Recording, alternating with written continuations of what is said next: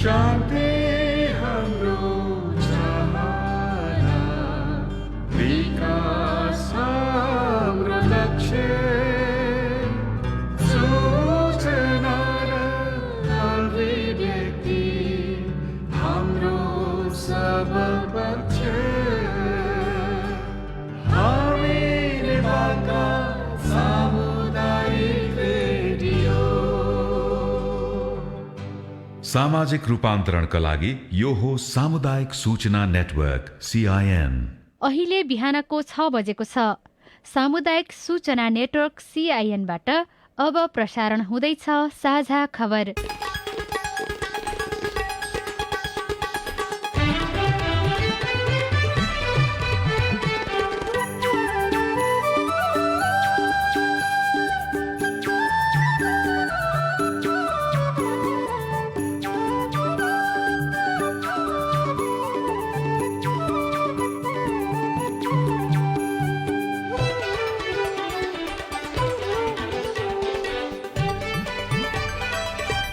शुभ प्रभात। यो CIN को साझा खबर हो। राजन रुचालसँगै गोविन्द खड्काको तपाईंलाई स्वागत छ। सामुदायिक रेडियोबाट देशैभरि एकैसाथ प्रसारण भइरहेको साझा खबर CINखबर.com र मोबाइल एप CIN बाट पनि सुन्न सकिन्छ। आज 2077 साल चैत 27 गते शुक्रबार अप्रिल 9 तारिक सन् 2021 नेपाल सम्वत 1141 चैत कृष्ण पक्षको त्रयोदशी तिथि। साझा खबरमा प्रमुख खबरका शीर्षकहरू। कोरोना संक्रमणको दर बढ्यो, नाकाहरू अस्तव्यस्त, शैक्षिक संस्थाहरू बन्द गर्न स्वास्थ्य मन्त्रालयको सिफारिस, वायु प्रदूषणको असर धूमपान गरेभन्दा धेरै। नयाँ सरकार गठनका लागि कांग्रेसले थाल्यो विपक्षीसँग छलफल, जसपा प्रधानमन्त्री ओलीसँग नजिक, मुद्दा फिर्ताका लागि सूची बुझायो, माओवादीले निलम्बन गरेका 4 नेताको सांसद पद गुम्यो।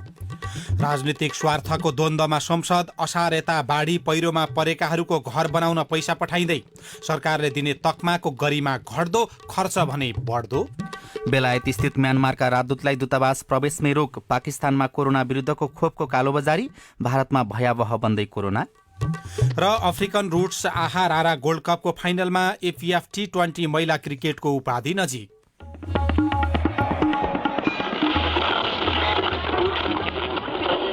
सयौं रेडियो, हजारौं रेडियो कर्मी र करोडौं नेपालीको माझमा यो हो सामुदायिक सूचना नेटवर्क CIN। साझा खबरमा सबभन्दा पहिले कोरोना संक्रमण फेरि बढ्दै गरेको र जोखिम पनि बढेको प्रसङ्ग। भारतमा कोरोना संक्रमण तीव्र रूपमा फैलिएसँगै नेपालका सीमावर्ती शहरमा त्यसको असर देखिन थालेको छ। भारत आउजाउ गर्नेको चाप व्यवस्थापन हुन नसक्दा, क्वारेन्टाइनहरू नबन्दा र स्वास्थ्य सुरक्षाका मापदण्ड लागू नहुँदा संक्रमण फैलने डरले स्थानीयलाई सताएको छ। भारतबाट धेरै कामदार फर्केसँगै सुदूरपश्चिममा दिनदिनै संक्रमित थपिरहेका छन्। भारतका विभिन्न शहरबाट सुदूरपश्चिमका 4वटा सीमानाका हुँदै बिहिबार 1364 जना स्वदेश फर्किएका थिए। तीमध्ये 604 जनाको एन्टिजेन परीक्षण गरिएकोमा 52 जनामा संक्रमण देखिएको सुदूरपश्चिम स्वास्थ्य निर्देशनालयले जनाएको छ। यो प्रदेशमा कञ्चनपुर स्थित गड्डा चौकी, कैलाली स्थित गौरीफन्टा, बैतडी स्थित झुलाघाट र फूलघाट नाका, दार्चुलामा एन्टिजेन परीक्षण डेस्क राखिएको छ। मुख्य नाका गौरीफन्टामा पछिल्लो एक सातामा 6200 भन्दा बढीको एन्टिजेन परीक्षण गरिएकोमा 265 जनामा संक्रमण देखिएको बताइएको छ। कोरोनाको बेलायती भेरिएन्ट प्रजातिसँग मिल्दोजुल्दो भाइरसबाट संक्रमित हुनेको संख्या मुलुकभर पनि बढिरहेको छ। संकलित नमुनाको विश्लेषण गर्दा सुरुमा बेलायतमा देखिएको प्रजातिसँग मिल्दोजुल्दो भाइरस बढी मात्रामा फैलिएको स्वास्थ्य मन्त्रालयको इपिडेमियोलोजी तथा रोग नियन्त्रण महाशाखा ECDCले जनाएको छ। स्वास्थ्य तथा जनसङ्ख्या मन्त्रालयका अनुसार नेपालमा हालसम्म 2,79,100 जनामा संक्रमण पुष्टि भएको छ। तीमध्ये 2,73,608 जना निको भएका छन्। CINसँग कुराकानी गर्दै स्वास्थ्य मन्त्रालयका सहप्रवक्ता समीर कुमार अधिकारीले सीमानाका व्यवस्थित गर्ने र परीक्षण बढाउने काम भइरहेको बताउनु भएको छ। सरकारले नाकाहरूको व्यवस्थित गर्ने कुराहरू, परीक्षणहरू बढाउने कुराहरू, अस्पताल व्यवस्थापन गर्ने कुराहरू, क्वारेन्टाइन व्यवस्थापन गर्ने, आइसोलेसन व्यवस्थापन गर्ने कामहरू अगाडि बढाएको छ। तर हामी त्यो व्यक्ति सङ्क्रमित छौँ अथवा सङ्क्रमित ठाउँबाट आउँछौँ अथवा सम्भावित सङ्क्रमितको नजिकमा पर्न सक्छौँ, त्यस्ता व्यक्तिहरूमा अलिक बढी सजगता भएन भने सङ्क्रमण अझ फैलेर अगाडि जाने सम्भावना हुन्छ। आफू पनि जोखिममा पर्न सकिन्छ, अरूलाई नै पार्न सकिन्छ। मास्क लगाए हुन्छ, एकअर्कालाई सङ्क्रमणको शङ्का गरे हुन्छ, टाढै बसेर काम गर्ने कुराहरू गरे हुन्छ, हातको सरसफाइमा विशेष ध्यान दिए हुन्छ।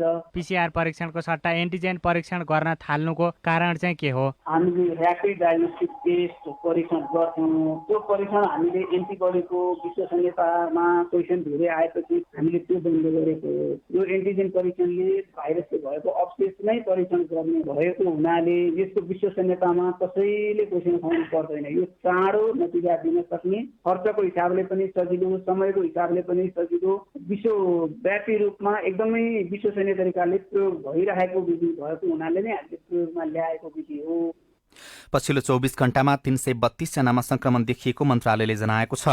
बालबालिकामा संक्रमणको दर बढ्दो भएकाले जोखिम समूह भनिएका बुढापाका रोगी बिरामीलाई थप संक्रमण हुने सम्भावना उच्च रहेको बताइएको छ। नयाँ प्रकारको भाइरस फैलिएको हुन सक्ने चिन्तामा आम नागरिक परेका छन्। कोभिडको जोखिम बढेसँगै शैक्षिक संस्थाहरूले अनलाइन कक्षालाई फेरि प्राथमिकता दिन थालेका छन्। काठमाडौँ विश्वविद्यालयका स्कुल अफ साइन्स र स्कुल अफ इन्जिनियरिङले अनलाइन कक्षा सुरु गरिसकेका छन्। त्रिभुवन विश्वविद्यालयले समेत अवस्था विश्लेषण गरेर अनलाइन कक्षा सुरु गर्न र फेस टु फेस कक्षा सञ्चालन नगर्न निर्णय गरेको छ। त्रिभुवन विश्वविद्यालयले कोभिडको जोखिम नभएका ठाउँमा भौतिक रूपमा उपस्थित भएर र असहज अवस्था भएका ठाउँमा क्याम्पसमा अनलाइन कक्षा सञ्चालन गर्न आग्रह गरेको छ। स्वास्थ्य मन्त्रालयले पनि नयाँ प्रजातिको भाइरस तीव्र गतिमा फैलिन थालेको भन्दै शैक्षिक संस्था बन्द गर्न कोभिड-19 क्राइसिस म्यानेजमेन्ट कमिटीलाई सिफारिस गरेको छ। इपिडियोमोलोजी तथा रोग नियन्त्रण महाशाखाका निर्देशक कृष्ण पौड्यालले शैक्षिक संस्था बन्द गर्न अनुरोध गरेको जानकारी दिनुभयो। प्रधानमन्त्री केपी शर्मा ओलीले पनि नागरिकहरूले सतर्कता नअपनाएको बताउनु भएको छ। उहाँले कुनै पनि अवस्थामा फेरि लकडाउन गर्नुपर्ने स्थिति आउन सक्ने भएकाले सावधानी अपनाउन आग्रह गर्नुभयो। यहाँबाट फर्किएपछि हातमुख राम्ररी साबुन पानीले धुउँ, नुन पानीले गार्गल गरिदिउँ, सकिन्छ भने अम्माका 2टा पात उमालिदिउँ बेसरी। यति गर्दाखेरि धेरै सेफ हुन्छ। अब 100% सेफ त भ्याक्सिनले पनि गर्दैन। केही पर्सेन्ट सेभ गर्ने हो, केही पर्सेन्ट बाँकी रहन्छ। त्यही केही पर्सेन्टभित्र परियो भने कोही कम्प्लिट गर्ने कुरा 100% केही पनि छैन। तर सावधानी अपनाउन पर्दछ। बाहिर फेर खाना कम गरिदिउँ। सरकारले भारतीय कोरोना खोप उत्पादन कम्पनी सिरम इन्स्टिच्युट अफ इन्डियालाई वैशाख महिनाभित्र बाँकी खोप पठाउन तेस्रो पटक पत्राचार गरेको छ। नेपालले पहिलो चरणमा सिरमसँग 20 लाख डोज कोभिसिल्ड खोप खरिद गरेको थियो, जसमध्ये 10 लाख डोज मात्रै आएको छ। बाँकी 10 लाख डोज खोप अहिलेसम्म नआएकाले नेपालले खोप अभियान प्रभावित हुने भएपछि तेस्रो पटक ताकेता गरेको हो। गएको असार यता बाढी र पहिरोका कारण क्षति पुगेका 3000 घरको पुनर्निर्माणका लागि सरकारले पहिलो किस्ता रकम दिने भएको छ। प्रधानमन्त्री केपी शर्मा ओलीको अध्यक्षतामा हिजो बसेको राष्ट्रिय परिषद बैठकले पहिलो किस्ता रकम दिने निर्णय गरेको हो। विपद व्यवस्थापन कोषमा रहेको रकममध्ये 50 करोड रुपैयाँ पहिलो किस्ता बापत उपलब्ध गराउने निर्णय भएको राष्ट्रिय विपद जोखिम न्यूनीकरण तथा व्यवस्थापन प्राधिकरणका कार्यकारी प्रमुख अनिल पोखरेलले सीआईएनसँग बताउनुभयो। मुख्य गरी मनसुनजन्य विपद घर परिवारहरूको निजी आवासको पुनर्निर्माण तथा पुनर्स्थापना गर्ने अनुदान कार्यविधि हामीहरूले पुस महिनामै हामीले पारित गरिसकेका थियो कार्यकारी समितिले। त्यसको लागि आर्थिक स्रोत जुटाउनु पर्ने थियो। त्यो स्रोत चाहिँ प्राविधिक कारणले गर्दाखेरि त्योबाट पैसा प्रयोग गर्न सकिएको थिएन। त्यसको गाँठो फुकाउने काम र त्यसलाई चाहिँ प्राधिकरणलाई चाहिँ त्यो काम अगाडि बढाउनलाई आर्थिक स्रोतको प्रबन्ध गर्ने काम भएको छ। नम्बर 1 डडेलोबाट एकदम ठुलो मात्रामा जुन विपद हामीले सामना गर्नु परिरहेको छ, त्यसको लागि चाहिँ हामीले सबैले मिलेर यो डडेलोको नियन्त्रण तुरुन्त गर्नुको त्यो निर्देशन दिनुभएको छ। र तेस्रो जुन आगलागीबाट प्रभावित निजी घरहरू जुन क्षति भए त्यसको लागि पनि एउटा कार्यविधि बनाएर त्यसको पुनर्निर्माण गर्ने काममा अगाडि बढ्नलाई निर्देशन दिनुभएको छ। मनसुनजन्य विपदबाट प्रभावित निजी आवास पुनर्निर्माण तथा पुनर्स्थापना कार्यविधि 2077 का आधारमा पहिलो किस्ता रकम दिन लागि हो। चाँडै पहिलो किस्ता बापतको रकम वितरण हुने प्राधिकरणले जनाएको छ। कार्यविधि अनुसार घर पुनर्निर्माणका लागि हिमाली जिल्लामा 5 लाख, पहाडमा 4 लाख र तराईमा 3 लाख रुपैयाँ उपलब्ध गराइनेछ। बैठकमा यस वर्ष आगलागीबाट क्षति पुगेका घरको पुनर्निर्माणमा सहयोग गर्ने सम्बन्धमा पनि तयारी थाल्न प्रधानमन्त्री ओलीले निर्देशन दिनुभएको थियो। प्रधानमन्त्रीको राजीनामा मागे पनि नयाँ सत्ता समीकरणबारे नबोलेको नेपाली कांग्रेसले थप अग्रसरता अगाडि बढाएको छ। समीकरणबारे अन्य दुई पार्टीलाई जुटाउने अग्रसरतामा आज छलफल डाकिएको छ। कांग्रेस, माओवादी केन्द्र र जनता समाजवादी पार्टी जसपाका शीर्ष नेताहरूलाई आज निर्णायक छलफलका लागि बोलाइएको कांग्रेसले जनाएको छ। कांग्रेस सभापति शेरबहादुर देउवाले माओवादी अध्यक्ष पुष्पकमल दाहाल प्रचण्ड, जसपाका अध्यक्ष महन्त ठाकुर र संघीय परिषदका अध्यक्ष डाक्टर बाबुराम भट्टराई सहितका नेताहरूलाई छलफलका लागि पार्टी कार्यालय सानेपामा बोलाएको हो। बैठकमा नयाँ सरकार गठनका लागि आवश्यक पर्ने बहुमतका बारेमा छलफल हुने कांग्रेसका सहमहामन्त्री प्रकाश शरण महतले सीआईएनलाई जानकारी दिनुभयो। आज दिउँसो 3 बजे बैठक बोलाइएको छ। आजका लागि बोलाइएको बैठकमा कांग्रेस केन्द्रीय कार्य समितिको बैठक 2 दिनपछि सारिएको छ। नेपाली कांग्रेसले थप अग्रसरता जुटाए पनि माओवादी केन्द्रले समर्थन फिर्ता लिएको छैन। कांग्रेसले अविश्वासको प्रस्ताव समेत दर्ता गरेको छैन। आजको छलफलबाट कसरी अगाडि बढ्ने भन्ने विषयको निदो हुने नेता महतले दावी गर्नुभयो। प्रधानमन्त्री केपी शर्मा ओलीका राजनीतिक कदमलाई साथ दिँदै माओवादी केन्द्रबाट एमालेतर्फ लागेका 4 जना नेता बिहिबार सांसद पद खारिजीसँगै मन्त्रीबाट पदमुक्त भएका छन्। 2074 सालको चुनावबाट निर्मित प्रतिनिधि सभामा दल त्याग गरेको आधारमा प्रत्यक्ष निर्वाचित सांसदको पद गएको यो पहिलो घटना हो। माओवादी केन्द्रको सिफारिसमा अर्घाखाँचीबाट निर्वाचित टोपबहादुर रायमाझी, कैलाली 4बाट निर्वाचित लेखराज भट्ट, रौतहट 3बाट निर्वाचित प्रभु शाह र कैलाली 3बाट निर्वाचित गौरीशंकर चौधरीको सांसद पद गुमेको हो। सांसद पद गुमेसँगै मन्त्रीबाट पदमुक्त भएका 4 जनालाई प्रधानमन्त्री केपी शर्मा ओलीले सांसद नभएको व्यक्ति पनि 6 महिनासम्म मन्त्री बन्न पाउने संवैधानिक प्रावधान अन्तर्गत मन्त्रीमा पुनर्नियुक्ति गर्ने तयारी गर्नुभएको छ। यसअघि राष्ट्रिय सभा सांसदको पदावधि सकिएपछि तत्कालीन अर्थमन्त्री युवराज खतिवड़ालाई पुनर्नियुक्ति र शपथ गराइएको थियो। प्रतिनिधि सभाको हिजोको बैठकमा सभामुख अग्निप्रसाद सापकोटाले 4 जना सांसदले दल त्याग गरेकाले राजनीतिक दल सम्बन्धी ऐन अनुसार उनीहरूलाई सांसदबाट हटाउन माओवादी केन्द्रले सूचना दिएको प्रतिनिधि सभालाई जानकारी गराउनु भएको थियो।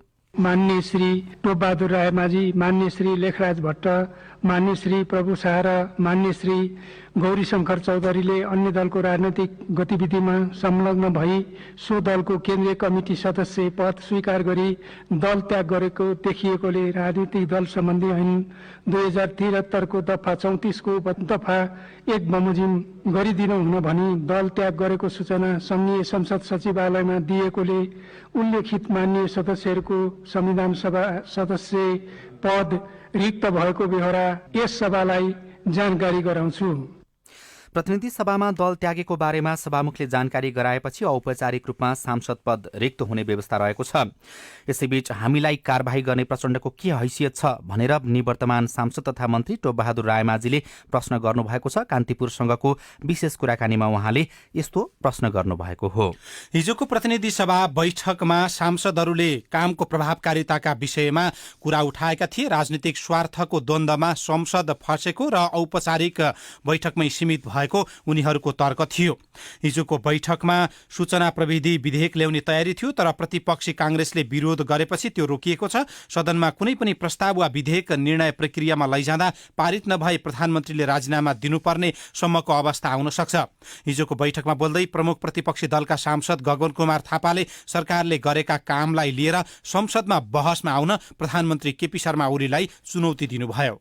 के राष्ट्र गौरवको आयोजनाको एउटा कुरामा बहस गरौँ, तथ्यमा तथ्याङ्कमा टेकेर बहस गरौँ। प्रधानमन्त्रीज्यू, नेपालको इतिहासमा सबैभन्दा बढी अवसर पाउनुभएको अवस्थामा काम कति भयो, कसरी भयो भन्ने कुरामा बहस गर्न तपाईँलाई यो संसदमा एउटा सांसद निम्तो दिन चाहन्छ, चुनौती दिन चाहन्छ। संसदलाई छलेर भागेर होइन, यहाँभित्र आएर छलफल गरौँ।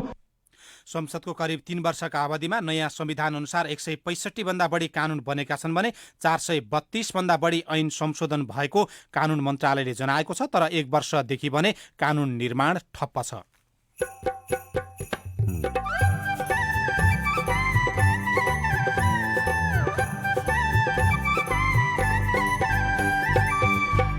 सामुदायिक सूचना नेटवर्क सीआईएन मार्फत देशभरि प्रसारण भइरहेको साझा खबरमा दृष्टिविहीनहरूलाई बैंकिङ सेवामा विभेद, गोर्खा शाखाको यो ग्लोबल आइबी ब्याङ्कमा जाँदाखेरि पनि मैले त्यही समस्या झेल्नु परेर म चाहिँ खातै नखोलिकन फर्कन बाध्य भएँ। बेलायत स्थित म्यानमारका राजदूतलाई दूतावास प्रवेशमै रोक, वायु प्रदूषणको असर, धुमपान गरे भन्दा धेरै लगायतका खबर बाँकी छन्। सीआईएनको साझा खबर सुन्दै गर्नुहोला। के भो छोरी अनुहार मलिनो बाबासँग भन, साथी जस्तै मान सुनाउ कति नलजाइकन। रगत बग्यो तिघ्रा हुँदै छैन मन पढाइमा, झर्को लाग्छ किन भन्नु छोरीको यो सोधाइमा। वाह छोरी बधाई छ बधाई, महिला पक्का बन्यौ। सँगै बसौँ खेलौ रमाऊ, तिमी त महिनावारी भयो। पेट दुखे ढाड दुखेमा भन्नु है छोरी नलुकाऊ। कट्टु प्याड कप सब छन् तिम्रा रोजी रोजी लगाऊ। मर्यादित महिनावारीका कुरा अब गरौँ पुरा। राधा पौडेल फाउन्डेसन र सामुदायिक सूचना नेटवर्क सीआईएन। गर्मियामा आउँछ हजुर तातो खडेरी, आगो लागि बाट बच्न अति जरुरी। हे गर्मियामा आयो हजुर सुकिसक्यो घाँस, वनमा आगो लाग्यो भने जीव जन्तुको नासा। वनमा आगो लाग्यो भने वन जङ्गल खान्छ, वनमा हुने जीव जन्तुले साह्रै पीडा मान्छ। फागुनदेखि जेठसम्म आगो लाग्ने डर, आफ्नो आफ्नो वन जङ्गलको आफै रक्षा गर। वनमा जाँदा सलाई, लाइटर जस्ता आगजन्य वस्तुको प्रयोग नगरौं। वन छेउमा स्याउला, झारपात नजलाऊ। वनमा आगो लाग्नै नदिऊ। लागिहालेमा होसियारीपूर्वक आगो निभाइहालौं। गिफ्ट टु एसिया र अकुराब। सामाजिक रूपान्तरणका लागि यो हो सामुदायिक सूचना नेटवर्क सीआईएन। तपाईँ अहिले देशभरिका सामुदायिक रेडियो सीआईएन खबर.com र मोबाइल एप सीआईएनबाट एकैसाथ साझा खबर सुनिरहनु भएको छ। अब पत्र पत्रिकाले छापेका खबर। नयाँ पत्रिका दैनिकमा तकमाको गरिमा घट्दो तर खर्च बढ्दो शीर्षकमा नवराज मैनालीले खबर लेख्नु भएको छ। राष्ट्रपतिले 633लाई शुक्रबार तथा 594लाई आगामी बुधबार विभूषित गर्ने कार्यक्रम रहेको छ। संख्या विवाद बढेर गरिमा घटे पनि विभूषणमा राज्यको भार भने बढ्दो छ। एक दशकमा तकमामा मात्रै 60 करोड रुपैयाँ खर्च भएको छ। सरकारले करिब 20 करोड रुपैयाँ लागतमा निर्माण गरिएका विभिन्न विभूषण यही साताभित्र वितरण गर्दैछ। शुक्रबार 2076मा घोषणा गरिएका र आगामी बुधबार 2077मा घोषणा गरिएका विभूषण वितरण गर्न लागि गृह मन्त्रालयका प्रवक्ता चक्रबहादुर बुढाले बताउनु भएको छ। गत वर्ष कोरोना महामारीका कारण वितरण रोकिएकाले यस वर्ष वितरण गर्न लागि हो। यसरी 1227 जनालाई वितरण गर्ने विभूषण निर्माणमा करिब 20 करोड रुपैयाँ खर्च भएको गृह मन्त्रालयले जनाएको छ। विपन्न देशमा महँगा तकमा बनेका छन्। सुनदेखि हिरासम्म जडान हुन्छ। एक दशकमा 60 करोड रुपैयाँ भन्दा बढी खर्च भइसकेको छ। नयाँ पत्रिका दैनिकमै अर्को खबर छापिएको छ। वायु प्रदूषणले धूम्रपान गरे भन्दा बढी असर शीर्षकको मन्जु टेलरले लेख्नु भएको खबरमा भनिएको छ। 2 साता यता देशभर वायु प्रदूषण खतराको तहभन्दा माथि छ। वायु प्रदूषण बढेसँगै अस्पतालमा श्वास प्रश्वासका बिरामी बढ्न थालेका छन्। यसअघि गत पुसमा पनि काठमाडौँमा वायु प्रदूषणको खतरा बढेको थियो र खतराको तह पार गरेको थियो। जल तथा मौसम विज्ञान विभागका अनुसार यस वर्ष पश्चिमी वायुको न्यून प्रभावका कारण प्रदूषणको मात्रा बढ्दो छ। चिकित्सकहरू भन्छन् वर्षेनी वायु प्रदूषणको तह बढ्दै गए पनि नेपालमा यसको असरबारे अहिलेसम्म कुनै अध्ययन भएको छैन। वायु प्रदूषणले स्वास्थ्यमा दीर्घकालीन असर देखिन्छ। वायु प्रदूषणका कारण धूम्रपान गरे भन्दा पनि बढी असर देखिने चिकित्सकहरूले बताएका छन्। कान्तिपुर दैनिकमा ओली निकटलाई महत्वपूर्ण समिति शीर्षकमा पहिलो पृष्ठमा खबर छापिएको छ। एमाले रणनीतिक रूपमा महत्वपूर्ण मानिएका संघीय संसदका विषयगत समितिका सदस्यहरूमा सिफारिस गरिरहेको छ। प्रधानमन्त्री केपी शर्मा ओली निकट सांसदहरूको नाम सिफारिस गरेको छ। सेक्युरिटी प्रिन्टिङ प्रेस खरिद प्रकरण विवादमा तानिएका गोकुल बास्कोटालाई त्यही विषयमा छानबिन गरेको सार्वजनिक लेखा समितिमा सिफारिस गरिएको छ। ओम्नी प्रकरणमा विवादित उपप्रधानमन्त्री ईश्वर पोखरेल निकट राजेन्द्र गौतमलाई पनि लेखा समिति सदस्यमा राख्न एमाले संसदीय दलले संसद सचिवालयलाई सिफारिस गरेको छ। बास्कोटा सञ्चार र सूचना प्रविधि मन्त्री भएका बेला सेक्युरिटी प्रिन्टिङ प्रेस खरिद प्रकरणमा विवादमा तानिनु भएको थियो। लेखा समितिले खरिद प्रकरणमा त्रुटि रहेको भन्दै थप छानबिन गर्न अख्तियार दुरुपयोग अनुसन्धान आयोगलाई सिफारिस गरेको थियो। समितिले यस सम्बन्धी छानबिनको प्रगति विवरण माग गर्दै केही महिना अघि आयोगलाई पत्र लेखेको मकर श्रेष्ठले लेख्नु भएको छ। नागरिक दैनिकमा मुद्दा फिर्ता लिन सरकार तयार, जसपाले बुझायो 210 जनाको सूची शीर्षकको खबर छ। जनता समाजवादी पार्टी जसपाले मधेस आन्दोलनका क्रममा 210 जनालाई मुद्दा फिर्ता लिन हिजो गृह मन्त्रालयमा पत्र बुझाएको छ। पत्रमा मुद्दा लगाइएका व्यक्तिको नाम राखिएको छ, जसमा नेता डाक्टर सुरेन्द्र झाले हिजो दिउँसो गृह सचिव महेश्वर नेउपानेलाई मुद्दा फिर्ता लिनुपर्ने व्यक्तिको सूची बुझाउनु भएको हो। 24 थान मुद्दामा अभियुक्त बनाइएका 210 जनाको नाम र ठेगाना सहितको सूची मन्त्रालयमा बुझाइएको डाक्टर झाले बताउनु भएको छ। जसअनुसार सूचीमा प्रदेश 2 सरकारका सामाजिक विकास राज्यमन्त्री अभिराम शर्माको नाम पनि परेको भुवन शर्माले लेख्नु भएको छ। सिडिओलाई इलाका प्रशासनमा सरुवा शीर्षकको अर्को खबर कान्तिपुर दैनिकको भित्री पृष्ठमा छ। गृह मन्त्रालयले 1 वर्ष पूरा नगर्दै 8 जिल्लाका प्रमुख जिल्ला अधिकारी प्रजीयको सरुवा गरेको छ। सामान्यतया प्रमुख जिल्ला अधिकारीलाई 1 वर्ष नभएसम्म कार्यरत रहेको जिल्लामै काम गर्न दिने अभ्यास रहे पनि गृह मन्त्रालयले मनमौजी सरुवा गरेको छ। कतिपयलाई त इलाका प्रशासन कार्यालयमा सरुवा गरेको, प्रमुख जिल्ला अधिकारीलाई इलाकामा पुर्याइनु समग्र इमानदार र कर्मचारीको अपमान र तेजोबोध भएको प्रशासकहरूले बताएका छन्। साझा खबरमा अब हेलो सिआइएन सुशीला श्रेष्ठबाट। भागेश्वर गाउँपालिका वडा नम्बर 4 यो चुल्लो भन्ने ठाउँबाट बोलिरहेको छु होइन। यहाँ यता एउटा सानो गाउँ भएर पनि होला यो 4 नम्बरको लगभग 20-25 घर परिवार रहेको छ। अहिलेसम्म बिजुली पुग्न सकेको छैन। अब यो कहिले पुग्छ त? तपाईको गुनासो हामीले विद्युत प्राधिकरण डडेलधुराका वितरण केन्द्र प्रमुख राम दिनेश यादव समक्ष राखेका छौं। विद्युतीकरणको कामहरू त जसरी बजेट आइरहेछ त्यसरी हामी काम गरिरहेछौँ। यो अब क्रमशः जाने हो। यसपालि पनि हाम्रो टेन्डर हामीले गरिसकेका छौँ। अब तपाईँको 31 गते त्यो टेन्डर हाम्रो खुल्दैछन्। त्यसपछि यस सालको कार्यक्रम पनि त्यहाँ हुन्छन्। उहाँहरूले एकचोटि अफिसमा आएर उहाँको कहाँ छ के छ भनेर यहाँ बुझ्दाखेरि राम्रो हुन्छ। चन्द्र जोशी चुरे गाउँपालिका वार्ड नम्बर 3 कैलाली घरको छानो मुक्त घोषणा अन्तर्गत हालको गोठको छानो भने तापनि पछि गएर घर बन्ने भएकाले यस अन्तर्गत मैले पनि सुविधा पाउन सक्छु त? तपाईको जिज्ञासाको जवाफ दिँदै हुनुहुन्छ चुरे गाउँपालिका कैलालीका निमित्त प्रमुख प्रशासकीय अधिकृत बिबिराज सोती। सानसाना छानाहरू पनि बनाइराख्ने, कहिले त्यहाँ बस्ने, कहिले चाहिँ अर्को घर पनि आफूले बनाइरहेका हुन्छन्। त्यसले अब एउटै घर हो भने ठिकै हो, नत्र एउटा व्यक्तिले दुई ठाउँमा बनाइरहेका पनि हुन्छन्। अब दुई ठाउँमा चाहिँ खरमुक्त बनाउनका लागि बजेट पनि बढी चाहिएला। पहिलो कुरा त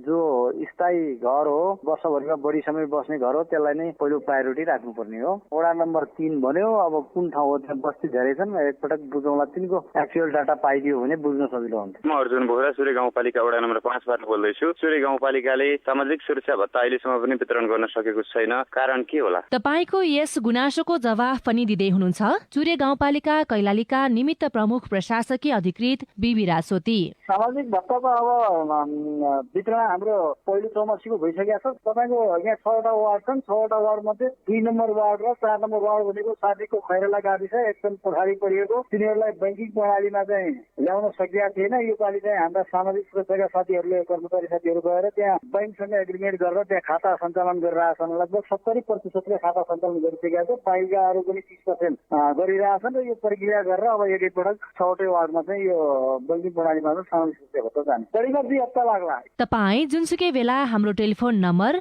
01526066 मा फोन गरेर दिइएको निर्देशन अनुसार आफ्नो प्रश्न, प्रतिक्रिया र गुनासो रेकर्ड गराउन सक्नुहुनेछ।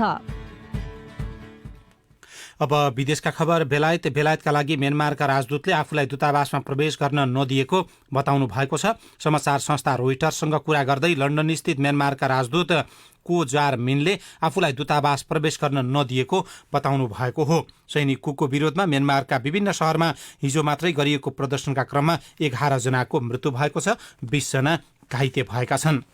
भारतमा कोरोना संक्रमण निकै भयावह रूपमा अगाडि बढिरहेको छ। दिन प्रतिदिन भयावह बन्दै गएपछि त्यहाँका नागरिकहरू चिन्तित बनेका छन्। भारतको स्वास्थ्य तथा परिवार कल्याण मन्त्रालयका अनुसार पछिल्लो 24 घण्टामा मात्रै 1,26,789 जनामा कोरोना संक्रमण देखिएको छ। पाकिस्तानमा कोरोना भाइरस विरुद्धको खोपको कालोबजारी भएको छ।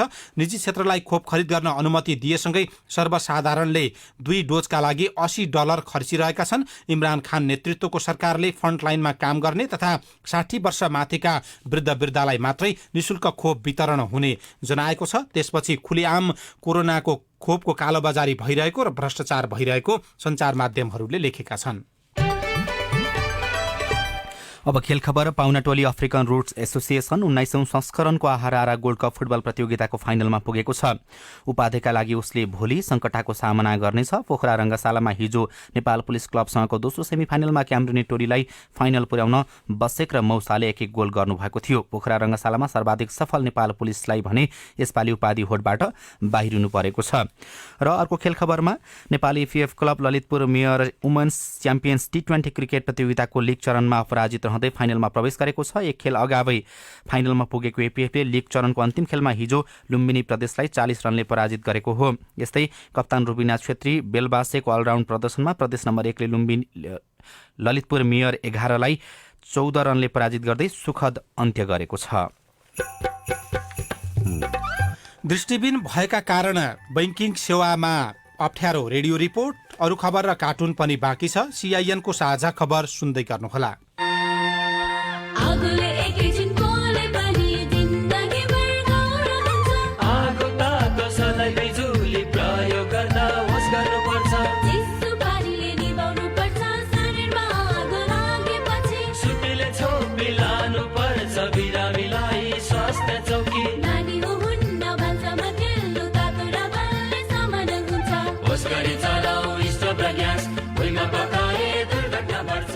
अग्निजन्य दुर्घटना भएमा 01 55 55 689 मा सम्पर्क गर्नुहोस्। BBS नेपाल ललितपुर।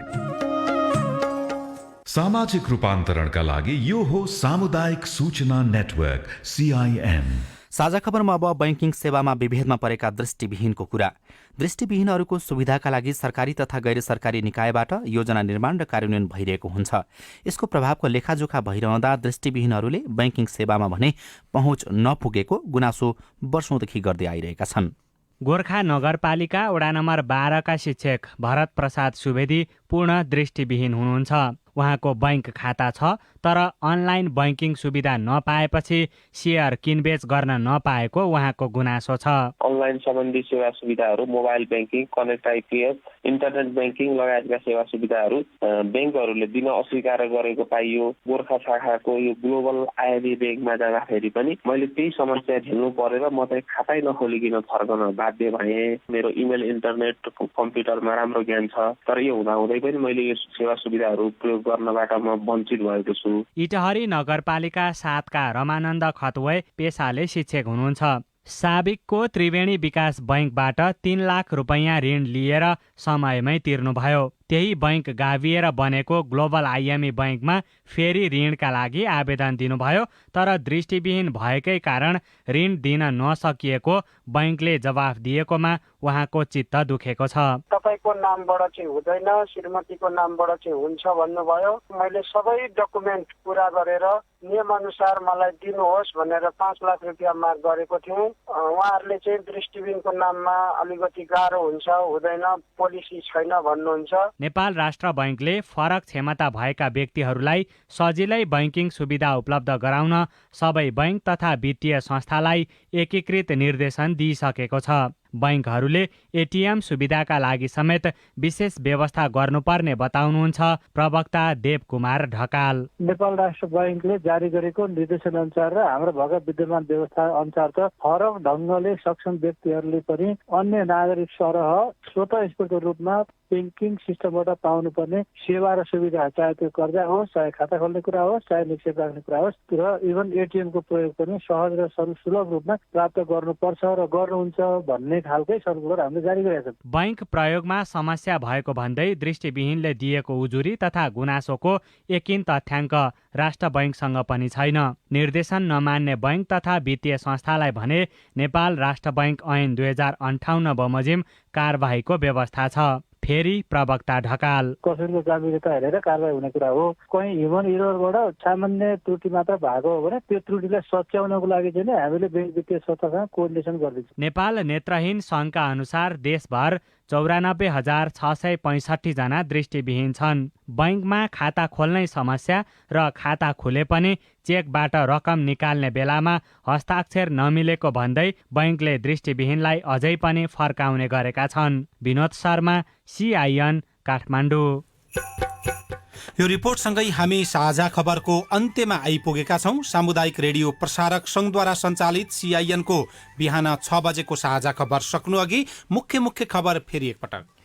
कोरोना संक्रमण दर बढ्यो, नाकाहरू अस्तव्यस्त, शैक्षिक संस्थाहरू बन्द गर्न स्वास्थ्य मन्त्रालयको सिफारिस, वायु प्रदूषणको असर धूम्रपान गरे भन्दा धेरै।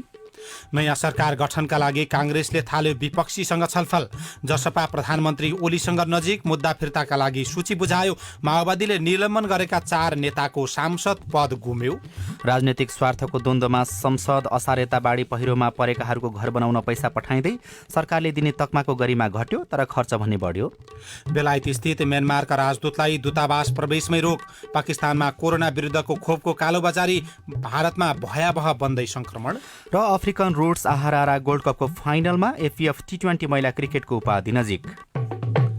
साझा खबरको अन्त्यमा पालो आएको छ कार्टुनको। नयाँ पत्रिका दैनिकमा रवि मिश्रले बनाएको कर्नर किक शीर्षकको कार्टुन लिएका छौं। यो कार्टुनमा बढ्दो कोरोना संक्रमण र प्रधानमन्त्रीको अभिव्यक्तिलाई जोडेर व्यङ्ग्य गर्न खोजिएको छ। यहाँ प्रधानमन्त्री जस्तै देखिने व्यक्ति कतै भाषण गरिरहनु भएको छ, मास्तिरबाट कोरोना भाइरसले हेरिरहेको देखाइएको छ र प्रधानमन्त्रीले त्यतै हेरेर केही बोल्नु भएको छ। माथि चाहिँ यस्तो लेखिएको छ, के ट्वाल्ल परे अम्बाको बोक्रा खानी देऊ। अवस्था प्राविधिक साथी सुनिल राज भारतलाई धन्यवाद। अहिलेलाई गोविन्द खड्का र राजन रुचाल बिदा भयौं। तपाईको आजको दिन शुभ होस्। नमस्कार। यसपछि देशभरिका सामुदायिक रेडियोबाट कार्यक्रम हेलो सांसद प्रसारण हुनेछ। सुन्ने प्रयास गर्नुहोला।